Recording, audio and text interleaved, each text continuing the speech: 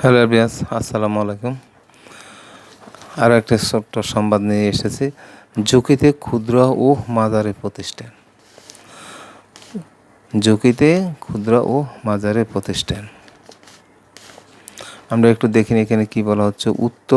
সুধার গত এপ্রিলে এসএমএতে ভরিত গড় সুধার ছিল 12.49%। তুলনামূলকভাবে কৃষিতে এর হার 11.98, বৃহৎ শিল্প 12.45% ও সেবা খাতে 12.75%।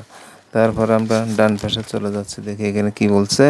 ক্ষুদ্র ব্যবসার জন্য 1 লাখ টাকা ঋণ প্রক্রিয়া করতে একটি ব্যাংকের 10,000 টাকা বা মোট ঋণের 10% খরচ হতে পারে। আপনারা একটু দেখে নেন, আশা করি আপনাদের কাজে লাগবে এবং উপকারে আসবে। বর্তমানে